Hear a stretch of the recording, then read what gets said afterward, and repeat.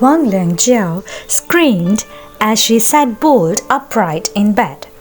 Wen Chao, who had been in the middle of reading a letter, slapped the tabletop furiously. "What are you holding about again in the middle of the night?" Still badly shaken, Wang Liangjiao gasped for breath. I dream of that way guy. I dreamed of him again. It's been over 3 months since I threw him into the burial mounds, Wen Chao said. Why do you still dream about him? It's been so many times. I don't know why either. I just keep dreaming about him lately, Wang Liangjiao replied. The letter had already left Wen Chao upset. He didn't have time to pay attention to her and wasn't in the mood to hold and comfort her as he had in the past. Then don't sleep, he snapped impatiently. She got out of bed and threw herself over to Wen Chao's desk. Young Masterman, the more I think about it, the more scared I am. I feel like, back then, did we make a big mistake? He was thrown into burial mound, but is it possible that he didn't die? Is it possible that he... The vein by Wen Chao's temple pulsated. How could it be possible? Before this, how many cultivators have our sect sent to clean burial mound up? Did any of them come back alive? Now that he's being thrown inside, his corpse has probably rotten away already. Wang Liangjiao. It's scary even if he's dead. If he really did what he said and became a ferocious ghost and come back to haunt us? As she spoke, both of them remembered that day, what Wei Ying's face was like as he fell, what his expression was like. Both of them shivered involuntarily. Wen Chao immediately refuted her. It's impossible even if he's dead. The people who died in burial mound, all of their souls would be shackled there. Don't scare yourself. Can't you see that I'm annoyed?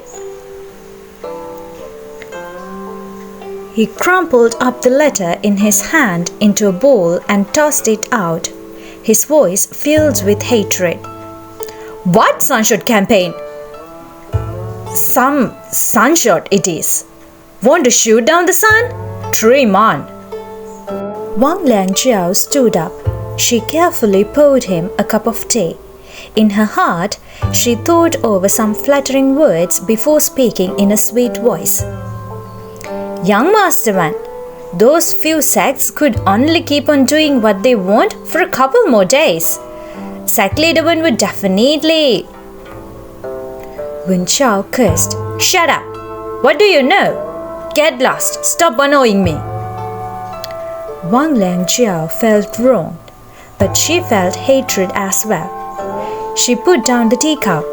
Fixing her hair and her robes, she walked outside with a smile. Just as she went out the door, the smile on her face faltered. She opened up the paper bowl within her hand. Back then, when she exited, she secretly picked up the letter that Wen Chao had tossed away. She wanted to see just what news he had received for him to be so irritated. She couldn't read too well. After looking at it for a while, she could finally guess what the letter said. The eldest son of sect leader Wen, Wen Chao's elder brother Wen Shu, had been beheaded by one of the dissidents' leading sect leaders and was displayed at the tip of a sword as a sign of power in front of the battle array. Wang Liangjiao had frozen. The Gusulan sect was burned down, the Yumenjian sect was destroyed, and many other sects, whether large or small, were cracked down upon. It wasn't that there hadn't been any defiant voices, but that they had always been quickly suppressed by the Qianwen sect. For this, 3 months ago, the sects Jin, Ne, Lan, and Xiang formed an alliance and led the revolt. when they emerged under the banner of the Sunshot campaign, nobody took them seriously. Sect Leader 1 spoke up back then. Among the 4 sects, the Landlengian sect was on the fence, watching how all of the sects were angrily going on some expedition it wanted to take part as well. But if it suffered more defeats than victories, it soon realized that there was no good in it, perhaps even coming back to hug the one sect's leg and worship it once more. The Xiang sect leader was so stiff that he'd easily snap in half. Soon afterward, no need for others to move, and he'd die in his own people's hands sooner or later. The Gusulan sect had been burned into ruins. Although Lan Shichen was here to inherit the position of sect leader after he had moved the library pavilion, he was only a junior and couldn't do anything much.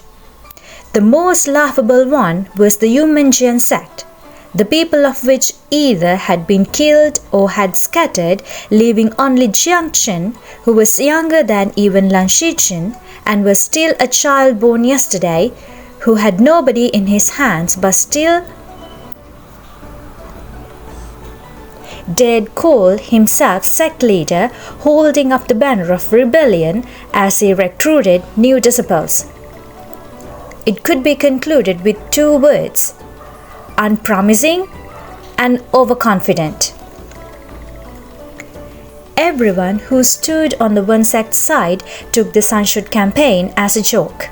However, 3 months later, the circumstances didn't turn out the way they expected them to at all. Many places in Hejian and Yumeng had been taken over, but that wasn't the most important. Today, even Sect Leader 1's eldest son had been beheaded. In the hall, Wang Liangjiao worried for a while. Uneasy, she returned to her room. Her eyelids kept on twitching. One hand rubbing her eyelids, she pressed her other hand onto her chest, trying to come up with the route of retreat. She had been with Wen Chao for almost half a year, going by her count. Half a year was as long as it took for Wen Chao to go from being fond of a woman to being bored of her. She'd initially thought she was special, that she could hold out to the very end. But Wen Chao's growing impatience of late had warned her she was no different from the others. Biting her lip, Wang Liangjiao thought for a moment, then crouched to pull a small chest from under the bed. The small chest obtained all the valuables and precious weapons she had managed to fleece for herself by every means possible during the 6 months she'd spent by Wen Chao's side. The valuables could be spent and the weapons used for self-protection. Though she hadn't wanted to accept it, the day had finally come. Wanting to take inventory of how much stuff she had, she dug a small key from her belt and opened the lock, grumbling. "Scumbag, greasy toad, you're gonna die sooner or later. I'm only too glad to not have to serve you anymore." Ah! She fell back and slumped on the ground. She had seen what was inside the chest the very instant she opened it. None of the treasures she'd once cherished. The only thing huddled in the chest was a ghastly pale child. Wang Liangjiao shrieked with fright as she kicked out both legs to retreat backward. She always kept his chest locked and kept the only key on her at all times. How could there be a child inside? She barely even opened it once a month. How could she not know if a child was hidden in there? How could the child still be alive? She kicked the chest over, overturning it so the bottom faced her. For a long time there was no movement. With shaking legs, Wang Liangjiao clambered up off the ground. She wanted to get closer to take another look but didn't dare to. "There's a ghost! A ghost!" she thought. Her cultivation was extremely weak, so if there was a ghost, she couldn't deal with it on her own. But it suddenly occurred to her that this was the Overwatch office. There were talismans pasted outside the main gate and on the exterior of every room that would surely protect her. Rushing out, she tore down the talisman outside her room and stuck it on her chest. With the talisman on her body, it was as though her mind had been set at ease. She snuck into the room, found a long clothing pole, and flipped the chest over from afar. Inside of it, her treasure rested neatly. There was no child at all. Wang Liangjiao let out a breath of relief. The pole in her hands she quieted down. Just as she was about to start counting, she suddenly realized that two white lights shone under her bed. It was a pair of eyes. The pale child was lying under the bed, meeting her gaze. This was the third time tonight that Wen Xiao had heard Wang Liangjiao scream. His fury blazed higher and he roared, "Stupid bitch! So jumpy! Can't you give me a fucking break?" The influx of aggravating news had temporarily left him without time to seek out new beauties, not to mention his worry that those he did find would be shady, unreliable assassins sent by those insignificant clans. If it weren't for that, as well as his need for someone to warm his bed at all times, he would long have told that woman to scram. "Min? Make her shut up!" he bellowed. No one answered. Wen Xiao kicked a tool, sending it flying. The flames of his anger blazed yet higher. "Where the hell is everyone?" All of a sudden, the door to his room was flung open. Wen Xiao snapped, "I told you people to shut that bitch up, not barge in." The moment he turned his head, the latter half of his statement died in his throat. He saw a woman standing in the doorway of his room. This woman's facial features were all crooked, as if someone had smashed them into pieces and then fitted them back together. Both her eyeballs aimed in different directions, the left staring at a crooked angle above and the right staring crookedly below. Her face was contorted beyond recognition. It took Wen Xiao a great deal of effort to recognize her from her revealing gauze robe. It was Wang Liangjiao. Wang Liangjiao's throat was gurgling. She walked a few steps toward him and reached out. "Help! Help! Help me!" Wen Xiao shouted.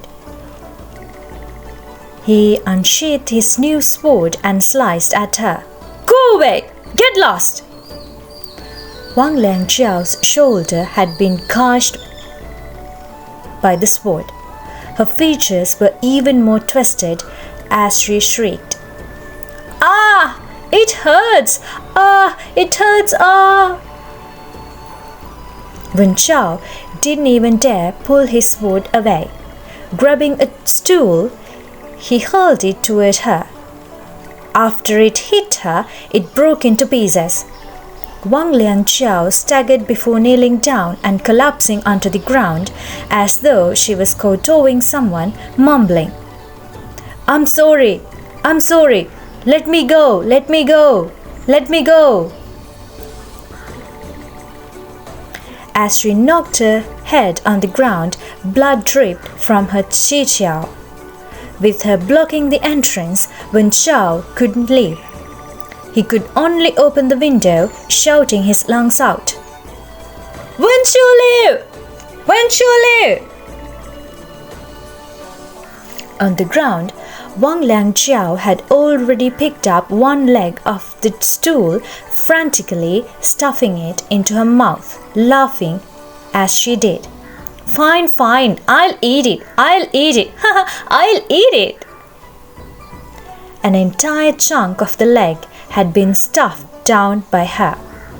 Wen Chao was almost dead from the shock. Just as he was about to jump out of the window and flee, he suddenly realized that in the courtyard a black silhouette stood amid the pool of moonlight on the ground. At the same time, Jiang Chen was standing before a forest. Noticing that somebody approached, he turned his head slightly. The person was dressed in all white, wearing a forehead ribbon, its ends swept behind him along with his hair. His face, more handsome than anything, was as fair as jade. Under the moonlight, his entire body seemed to be enveloped in a soft glow. Jiang Chen spoke in a cold voice. "Second young Master Lan." Lao Wenji's expression was solemn. He nodded. "Sec Leader Jiang." After the two acknowledged each other, they didn't say anything else. Each carrying their cultivators, they flew on their swords in silence. 2 months ago, the two Jades of Lan cooperated in a surprise attack with Jiang Chen. They took back the swords that had been gathered from each sect's disciples at Wen Chao's sector of indoctrination, bringing them back to their owners. Only then did Sandhu and Bijun return to them. Lao Wenji's light eyes glanced at the other sword at Jiang Chen's waist. He turned his gaze away. A few moments later, staring straight in front of him, he asked, "Has Wei Ying still not appeared yet?" Jiang Chen looked at him, as if surprised that he had suddenly asked about Wei Ying. He answered, "No." He looked at Sui Bian, which hung by his waist. "The people on my side still haven't gotten news of him yet, but when he returns, he'll find me for sure. After he appears, I'll give him his sword." Soon later, leading a group of cultivators, the two arrived at the supervision office where Wen Chao hid, preparing for a night attack. Before they entered, Lao Wenji's face stiffened. Jiang Chen frowned. Dark and resentful energy was almost spilling out of the place. However, the talismans on both sides of the doors were still intact. Jiang Chen signaled for the cultivators that he led to scatter around and hide below the walls. He, on the other hand, swung Sandhu. The sword energy attacked and broke open the doors. Before he went in, Lao Wenji's eyes swept over the talismans beside the doors. The scene inside of the supervision office was more than horrifying. Within the courtyard, corpses lay everywhere. Not only there, the bushes, hallways, fences, and even roofs were piled up with corpses. All of the corpses wore sun robes. They were disciples of the Wen sect. Using Sandhu, Jiang Chen flipped over one of the corpses and saw lines of blood crisscross over the pale face. "Bleeding from the chichiao." Lao Wenji stood on the other side. "This one is not." Jiang Chen walked over. He saw that the corpse's eyes had rolled back. Its face had been destroyed. Yellow bile dripped from its mouth. It had been scared to death. One of the disciples under him reported, "Sect leader, we've finished inspecting. All of them are dead, and every corpse died a different way. Strangled, burned, drowned, poisoned, frozen, slit at the throat, pierced at the head." After Xiang finished listening, he spoke in a chilling tone. "Looks like something else has helped us finish tonight's task." Lao Wenji said nothing but entered the residential wing first. The door to Wen Chao's room was wide open. Only a flimsily dressed female corpse remained inside. Half a stool leg jutted from her gaping mouth. It seemed she had attempted to force a steel leg down her throat and into her stomach and died in the process. Xiang turned the corpse's twisted face over. After he had scrutinized it for a while, he gave out a cold laugh. Holding the stool leg, he shoved it into her mouth, somehow managing to stuff the half that had been outside into her body as well. With red eyes, he stood up. Just as he was about to speak, he saw Lao Wenji ponder over something standing in front of the door. He walked over. Following Lao Wenji's eyes, he saw a yellow, red-painted talisman stick to the door. Although the talisman didn't seem any different at first glance, after taking a closer look at it, one would discover a few slight places that caused much discomfort. Lao Wenji. "Too many." Xiang grew stern. "As expected." They were able to memorize the technique of drawing this type of residential talismans when they were 15 or 16. However, amid the vermilion scroll over the talisman, there seemed to be a few extra brush strokes. These brush strokes were the ones that entirely changed the pattern of the talisman. Now looking at it, the talisman stuck to the door seemed to be the face of a person smiling eerily. They didn't find Wen Chao or Wen Chuliu's bodies at the Overwatch office. Jiang inferred that they must have fled in the direction of Jizhen and immediately led his men to withdraw from the abandoned office and pursue them via sword flight. However, Lao Wenji returned to Gusu first. The next day, he caught up with Jiang and took out the talisman from the night before. "This talisman has been reversed." "Reversed?" Jiang repeated. "Meaning?" "Ordinary talismans repel evil," Lao Wenji replied. "This one attracts it." Jiang was astounded. "A talisman that attracts evil? That's unheard of." "Indeed," Lao Wenji said. "But tests show that it has the ability to summon and assemble things nefarious." Jiang took the talisman and scrutinized it. "Just adding a few strokes reverses the function of the entire talisman? Was this done by a human?" "A total of 4 strokes were added, drawn with human blood," Lao Wenji said. "Every residence protection talisman at the Overwatch office was altered. The pattern of the brush strokes indicate it was done by the same person." "Who could they possibly be?" Jiang wondered. "I've never heard of any renowned cultivators capable of doing such a thing." Then he added, "But no matter who he is, it's all good as long as his goal is the same as ours, to slaughter every last one dog."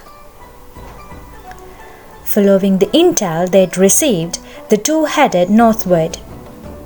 In every area they passed, they heard locals gossiping about strange corpses who had died violent deaths.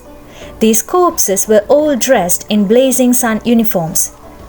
All were cultivators.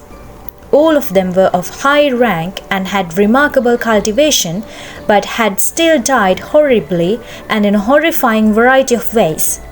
Their corpses left on display in crowded areas. "Do you think they were all killed by that person?" Xiang asked. "The evil aura is intense," Lao Wenji replied. "It must be the work of the same individual." Xiang snorted. "Evil? Is there anyone eviler than dogs in this world?" They maintained their pursuit until late into the night of the fourth day, when they finally picked up Wen Shuliu's trail near a post station in a remote mountain city. The post station had 2 stories with a stable at the side. When Lao Wenji and Xiang arrived, they saw a large figure charge into the building and lock the door. Both of them were wary of Wen Shuliu's co-melting hand, so in the interest of not alerting the enemy, they leaped onto the rooftop rather than enter through the door. Forcing himself to endure the overpowering hatred in his heart, Xiang ground his teeth and peered through the crack between the roof tiles at the scene playing out below. A travel-worn Wen Shuliu carried someone in his arms as he trudged up the second floor. He set the person he carried beside the table and dashed to the windows to draw all the curtains, sealing off the room entirely. Only then did he return to the table and light the oil lamp. The faint light illuminated his face. It was still wan and grim, but there were now heavy dark circles under the eyes. The other person at the table was tightly bundled in his cloak like a fragile cocoon, with even his face concealed. He cowered inside the fabric, trembling and gasping for breath. "Don't light the lamp," he suddenly said. "What if he discovers us?" Lao Wenji raised his head and exchanged looks with Xiang. Both had the same curious expression. That had to be Wen Chao, but how had his voice gotten like that? It was so shrill and small that it didn't sound like Wen Chao at all. Wen Shuliu lowered his head to rummage around in his sleeves. "You think he won't find us if we don't light the lamp?" We ran so far and so long," Wen Chao panted. He shouldn't be able to catch us, right?" "Perhaps," Wen Shuliu answered in an indifferent tone. Wen Chao fumed. "What do you mean, perhaps? If we haven't outrun him, why did you stop?" Wen Shuliu, "You need ointment, or else you'll be dead for certain." As he spoke, he took off Wen Chao's cape. Both of the 2 on the roof were shocked. Under the cape, it wasn't Wen Chao's arrogant, greasily handsome face, but rather a bald head enwrapped in bandages. Wen Shuliu peeled off the bandages layer by layer, revealing the skin of the bald man. On the face, scars and burn marks shattered without order, making him look as if he'd been cooked. Ugly, hideous, they couldn't see at all the shadow of whom he used to be. Wen Shuliu took out the bottle of medicine.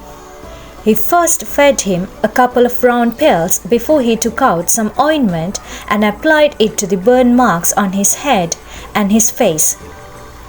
Wen Chao whimpered in pain, though Wen Shuliu stopped him. Don't cry, or else the tears would make the wounds fester and worsen the pain."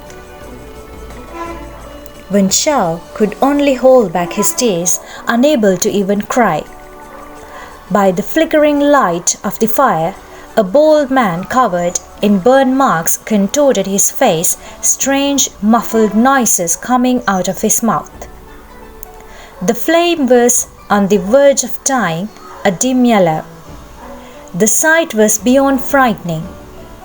Suddenly, Wen Xiao shrieked, "The flute! The flute!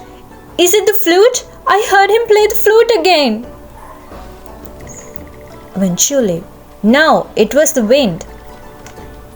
However, Wen Xiao was so scared that he had fallen to the ground wailing. Wen Qiuli picked him up again. It seemed that something had happened to Wen Xiao's legs and he couldn't walk on his own. After Wen Qiuli finished applying the ointment, he took out a few buns from his lapel and put one in his hand. "Eat. We'll continue after you finish." Wen Xiao held a bun with both shuddering hands and took a bite. The sight reminded Jiangshan of the day he and Wei Wuxian had fled, of the tragic plight they'd been in, without a single bite of food to share between them. This was truly karma. Feeling buoyant, his lips curled into a smile and he laughed madly and silently. As Wen Xiao bit down, a horrifying expression twisted his face. With a shriek, he hurled the steamed bun away. "I won't eat meat! I won't eat it! I'm not eating it! No meat!" Wen Qiuli handed him another one.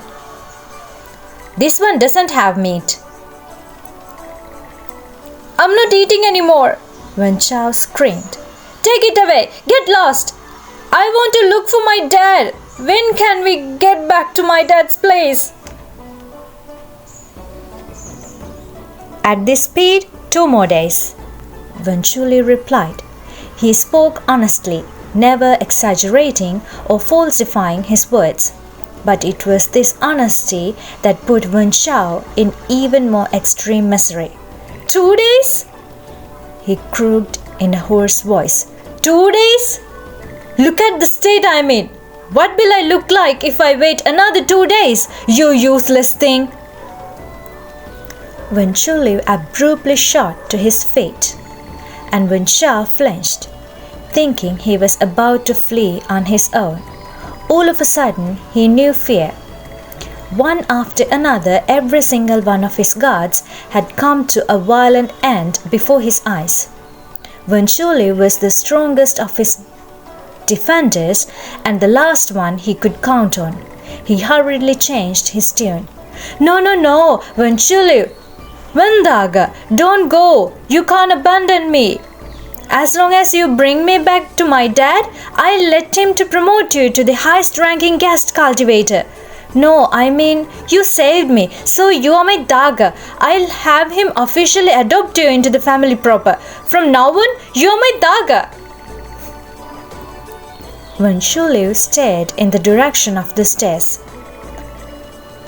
No need, he said. Lao Wenxi and Jiangshan also heard what he did. The sound of footfalls echoed from the post station stairwell one after another. Someone was walking up the stairs, one step at a time. All of the excess blood had drained from Wen Xiao's burned face.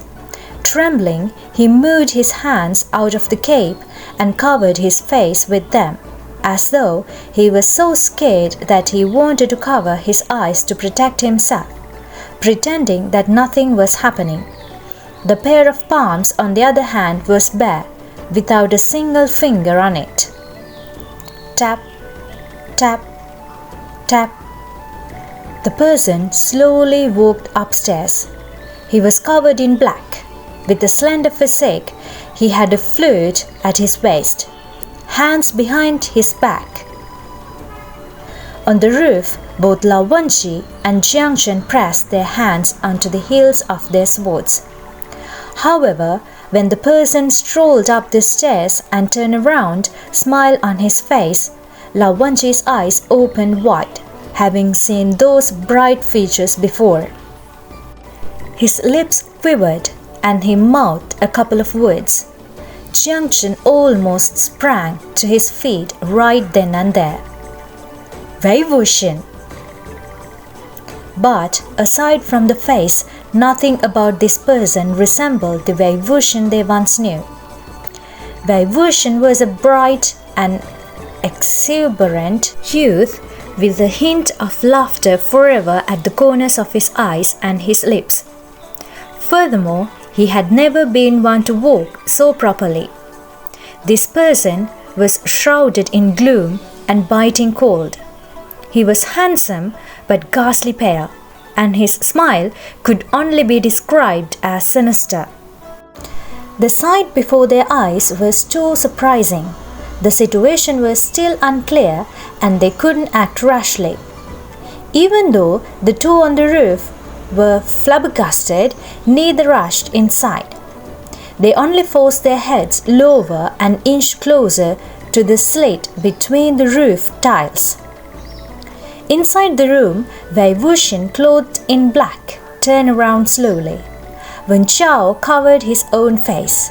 Now, only the raspy breath of his voice could be heard. Wen Chu! Wen Chu! Hearing this, Wei Wuxian's eyes and lips curled up. Even now, you still think that calling him would be of any use? He walked a few steps nearer and kicked into a white object by his foot. He looked down. It was the meat bun that Wen Chao had tossed away. Wei Wuxian raised a brow. What? You're a picky eater? Wen Chao fell from his stool, screeching. I'm not eating it! I'm not eating it! I'm not eating it! As he wailed and shrieked, he crawled along the floor with his fingerless hands. The black cloak slid down his lower body as it dragged along the floor, revealing his legs, which hung under him like burdensome decorations. They were fully wrapped in bandages and looked abnormally thin. His violent movements tugged open gaps in the wrapping, exposing the ghastly white bones hidden beneath. There were a few lingering gobbets of flesh hanging off them, fresh with bright red blood. His legs had been stripped raw of their flesh, and considering the evidence at hand, that flesh had likely been forced into Wen Chao's own mouth. Wen Chao's shrill screams echoed through the empty post station. Wei Wuxian gently lifted the hem of his robe and sat down at the other table, acting like he didn't hear a thing.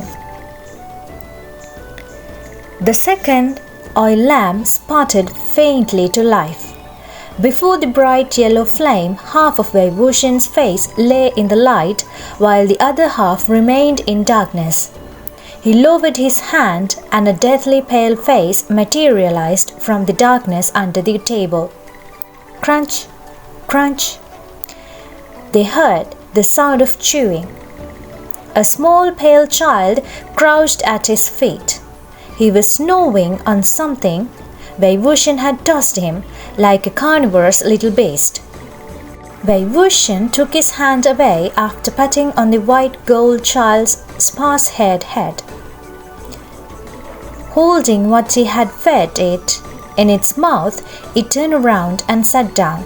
Hugging his leg, it chewed fiercely as it glowered at Wen Chu with cold, glistening eyes. What he was chewing were two human fingers. Needless to say, they must be Wen Chao's fingers. Lao Wenqi stared at the ghastly ghost child, along with the ghastly Wei Wuxian. His grip tightened around Bichun's hilt. Wen Chu was still in front of Wen Chao. Wei Wuxian's head looked down, his expression unable to be seen. Wenchulu, do you really think that you can protect his dog life from my hands? I will die trying, Wenchulu replied. Wei Wuxian sneered. What a loyal one, dog! I owe a debt of gratitude for their recognition, Wenchulu stated. It must not go unrepaid. Wei Wuxian's tone and expression turned abruptly sinister. What a joke! He exclaimed sharply. And why must others pay the price for your debt? Before he finished, Wen Chao's shrill, piercing wails rang out from behind Wenchulu. Wen Chao had crawled to a corner of the room and desperately pushed himself against the wooden planks as if he could squeeze himself through the cracks by doing so. But all of a sudden, a figure dropped from the ceiling with a heavy thud. It was a ghostly pale woman with long hair who had fallen on him. The bluish tint of her bloodless face, her vibrant red robes and jet black hair stood in glaring, terrifying contrast to one another. Her fingers gripped the bandages on Wen Chao's head and ripped them off hard. Wenchulu had only just changed Wen Chao's bandages after using the salve, so the salve, skin and bandages were still damp and stuck together as he pulled. Burned skin was fragile to begin with. The single forceful yank tore off the still fresh scabs as well as the thin burned skin and flesh.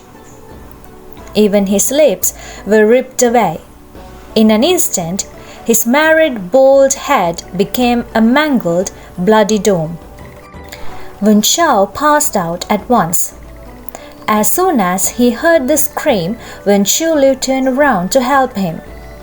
On the roof, Lao Wenji and Jiang Chen clenched their swords as well, prepared to attack. However, they heard another scream.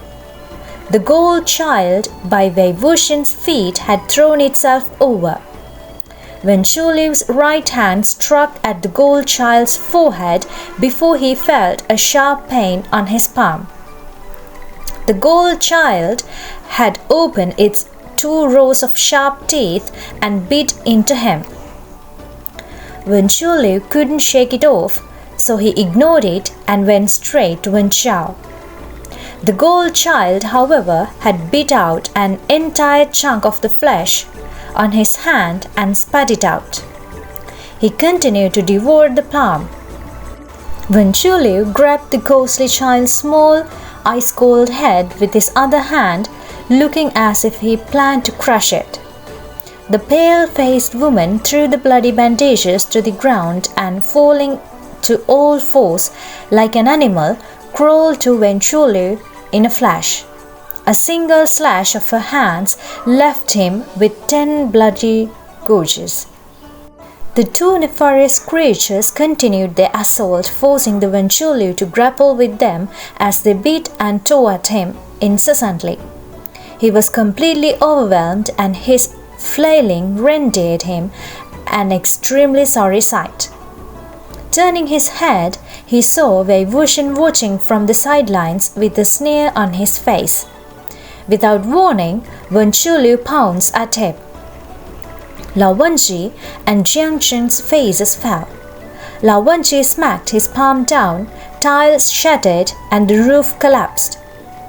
He dropped from the eaves into the secondary story of the post station and positioned himself between Wenchulu and Wei Wuxian.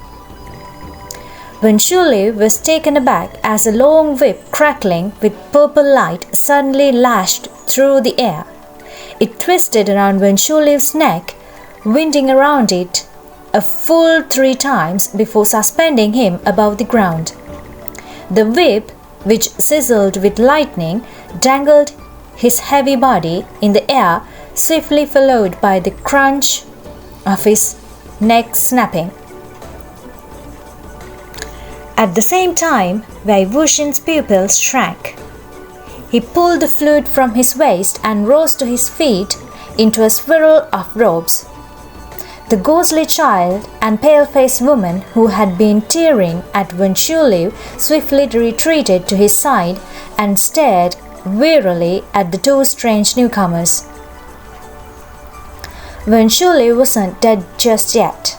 His face bulged and reddened and his body spasmed. He struggled even now, his eyes opened so wide, his eyeballs all but burst from their sockets. The ghostly child kept baring his teeth at Lao Wenqi and Jiangchen in an open display of animosity. Wei Wuxian raised his hand slightly and bade the ghostly child retract his fangs. His eyes darted back and forth between Lao Wenqi and Jiangchen. None of them seemed to want to be the first to speak. After a long moment, Jiangchen tossed something over. Wei Wuxian raised his hand and caught it without a second thought. "Your sword!" Jiangchen said. Wei Wuxian's hand slowly dropped. He looked down at Su Bian and only responded after a pause. "Thank you." Again, a short while passed before any words were spoken. Suddenly, Jiangchen walked over and struck him. "You brat! Where have you run off to in these 3 months?" Although the sentence itself seemed to scold him, his tone was full of joy.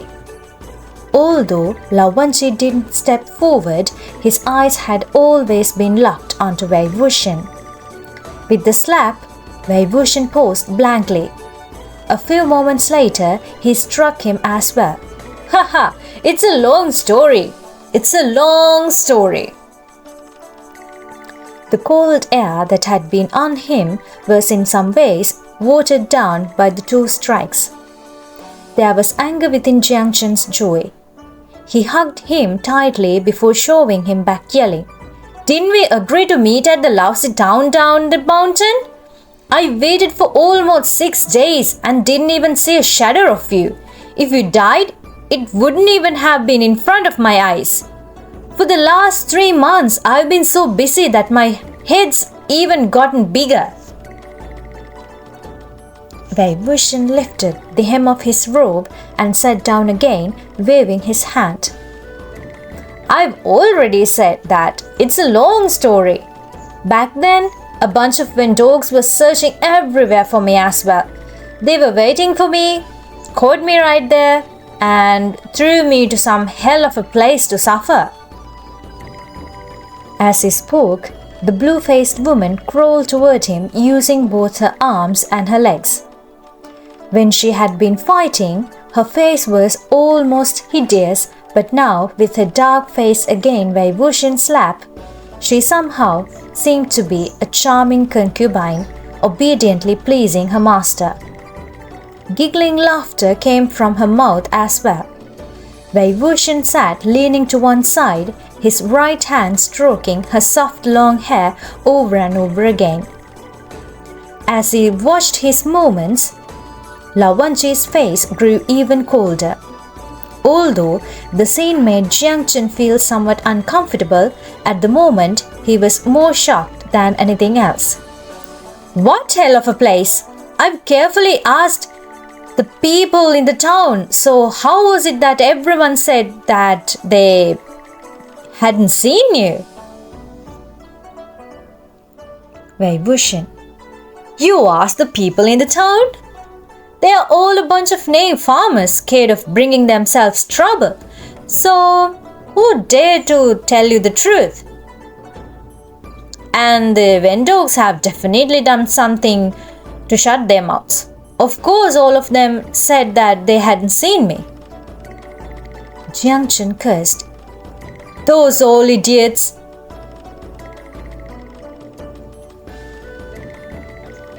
He quickly added, "What hell of a place? Jishan? The nightless city? Then how did you get out? And you become like this? What are these two things of yours? They actually listen to your command?" "A while ago, second young master and I took the task of assassinating Wen Shao and Wen Shuliu at night. but somebody had gone before us. I can't believe that it was you. You were the one who changed those talismans as well?" From the corner of his eye, Vaibhushan saw that Lavanshi had always been looking at them. He smiled. "Pretty much. If I say that I found a mysterious cave somewhere and there was a mysterious book that a mysterious expert had left, and then when I came out I was this powerful, would you believe me?" Jiang Chen spat. "Wake up! You read so many legends in those picture books, haven't you? How could there be so many experts in this world with secret caves and books everywhere?" Vaibhushan turned his palms up. "You see, you don't believe me even if I say it. I'll tell you about it if I ever get the chance to." Jiang Chen glanced at Lavanshi. He knew that it was probably something that shouldn't be said in front of disciples from other sects and wiped the joy from his face. "All right then, you can tell me about it later. It's all good as long as you are back." Vaibhushan. "Yep, as long as I'm back." Jiang Chen murmured the words "as long as you are back" a couple of times before hitting him again. "You really are? You live on even after being captured by wind dogs?" Vaibhushan gloated. "Of course! Who am I?" Jiang Chen couldn't help but scold him. "What are you proud of? You're alive and you didn't come back sooner." Vaibhushan. "I just got out, hey? I heard that both Shirje and you are fine and you were rebuilding the human Jian sect and forming an alliance, so I went to kill a few wind dogs first to lighten up your burden and do some contributions. In these 3 months, you've been working hard." The last sentence made Jiang Chen recall those 3 arduous months, made him recall the way he'd been constantly on the move, busy all day and all night. He seemed to get a bit emotional but immediately schooled his expression. "Put that lousy sword of yours away properly," he snapped. "I've been waiting for you to get back and take it off my hands. I don't want to hold 2 swords around all the time and constantly be bombarded with nosy questions." Weighing. Lavanshi suddenly called. He'd been standing quietly at the side all this time. At the sudden call, Vaibhushan and Jiang Chen both turned to him. It was only then that Vaibhushan seemed to remember to greet him. He dipped his head and did so. "Hanguanjun, were you the one who was killing one sect disciples?" Lavanshi asked. "Of course," Vaibhushan replied. "I knew it," Jiang Chen said. "Why did you kill them one at a time? That's so much work." "It's fun, toying with them until they die," Vaibhushan explained. "Exterminating them right away is letting them off too easily. Kill them one at a time, one slow slice after another, forcing them all to watch it happen. Needless to say, I haven't tortured Wen Chao enough yet. As for Wen Liu, he owed Wen Rohan a debt of kindness for his recognition, so much so that he changed his surname to join the Wen clan and carried out Wen Rohan's orders to protect his precious little son." Vaibhushan sneered. "Since you want to protect him, I want to make him watch all the more. Give him a front row seat to watch Wen Chao deteriorate beyond recognition in his hands, little by little, until he becomes neither human nor ghost." His smile was sinister, cruel, and cheerful in equal measure. Lao Wanji took every bit of the expression in. He took a step forward. What method did you employ to manipulate these nefarious creatures? The curve of Wei Wuxian's lips fell sharply. He looked askance at Lao Wanji. Jiang Chen could hear the dissent in his tone.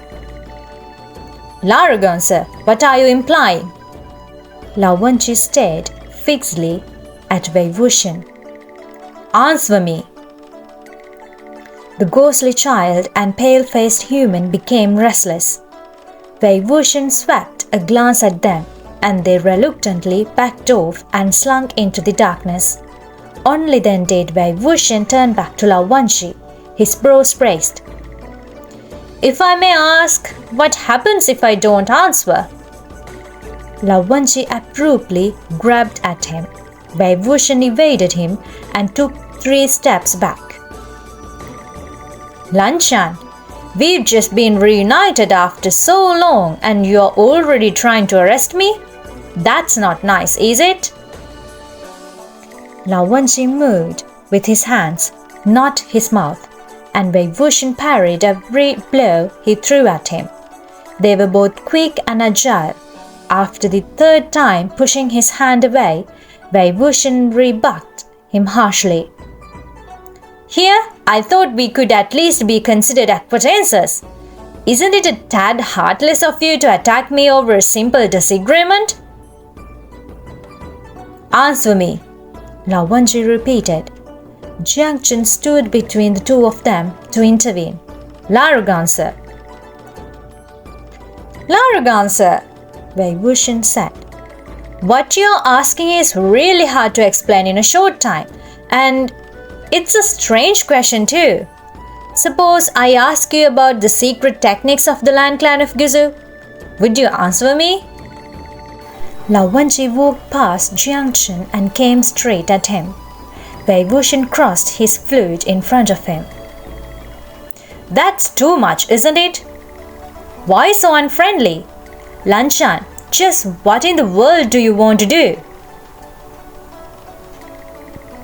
Lao Wanji spoke one word at a time.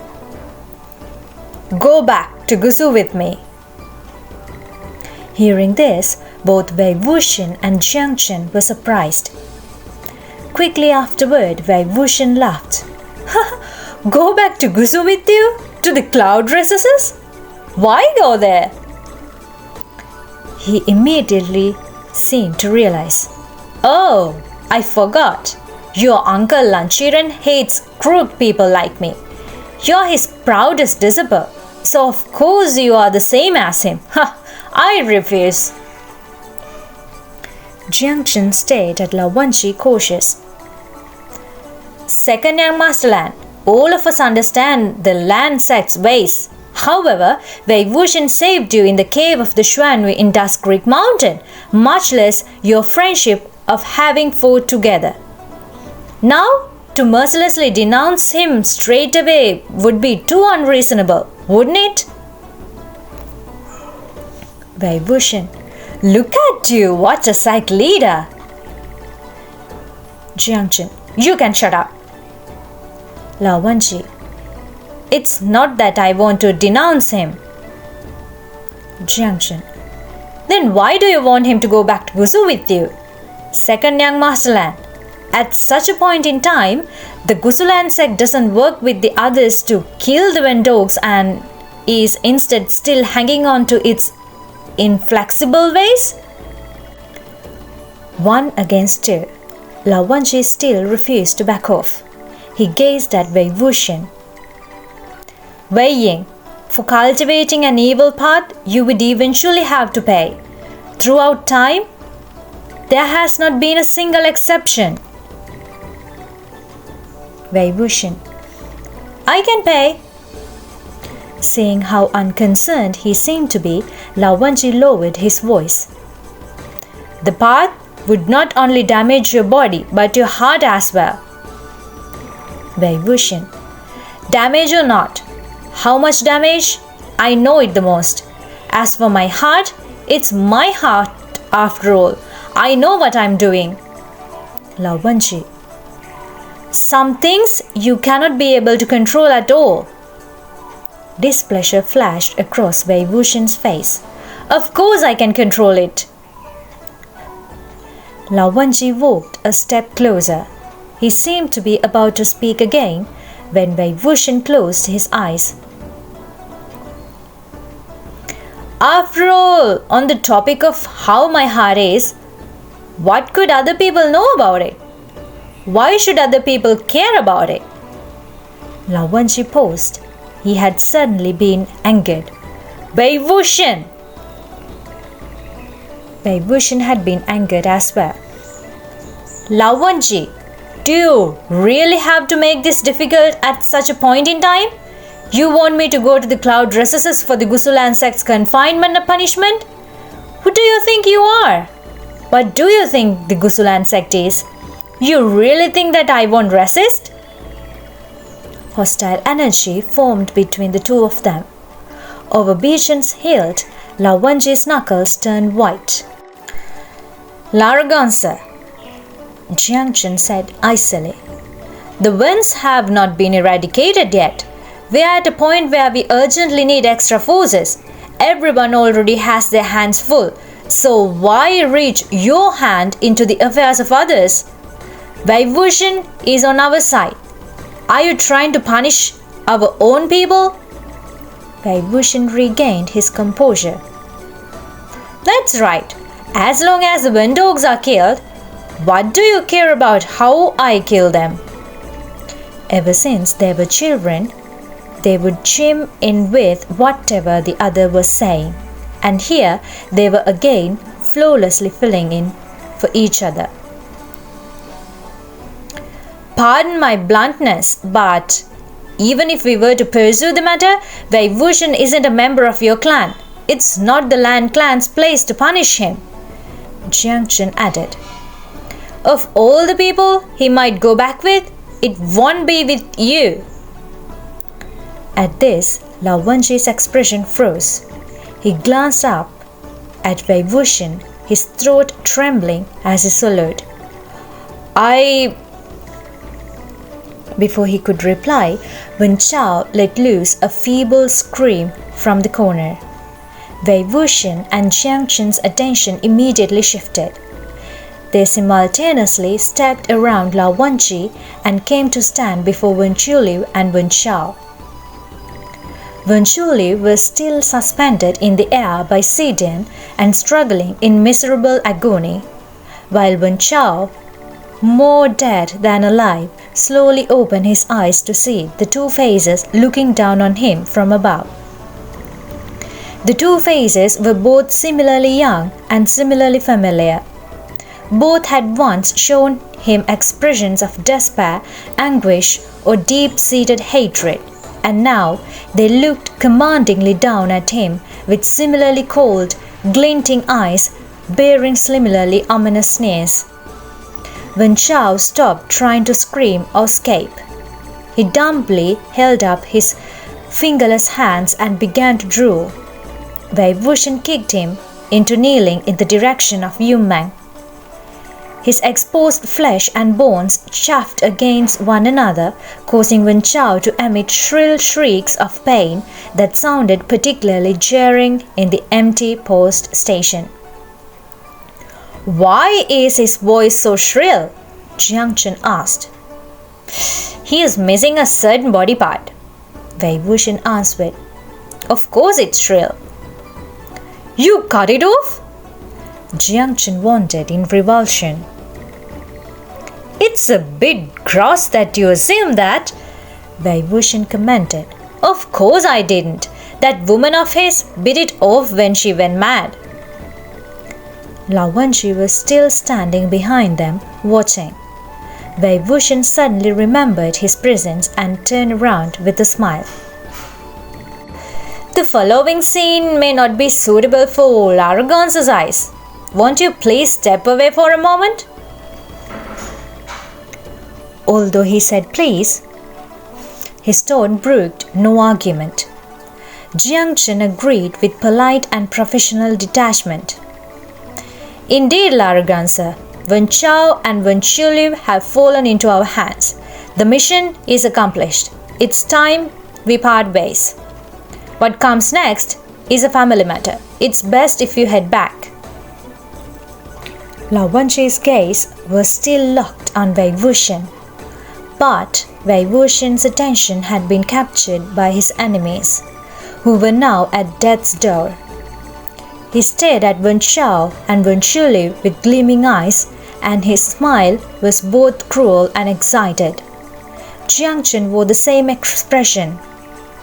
They had lost themselves in the overwhelming pleasure of revenge, and neither was in the mood to placate an outsider. After a while, Lao Wenji turned around and headed downstairs.